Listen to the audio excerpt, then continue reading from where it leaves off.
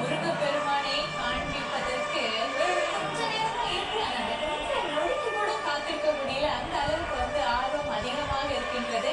இந்த ஆண்டு தண்ணீர் மலையான் எப்படி ஜொலிக்கவிருக்கின்றார், அவருடைய அலங்காரம் எப்படி இருக்க போகின்றது என்ற ஏக்கம் என்ற ஆசை அதிகரித்துக் கொண்டே போகிறது. அதற்கு முன்பு கந்தனுக்கு மூத்தோர், மூஷிக வாகனன், மூலப்பொருள் பிள்ளையாருக்கு எப்போதும் முதலில் பூஜை நடந்த பிறகுதான் தம்பியை தேடி போகணும் இல்லையா?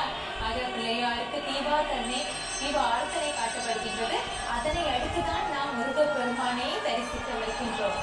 இந்த திரை சீலைக்கு பின் முருகப்பெருமான் காத்திருக்கின்றார். நாம்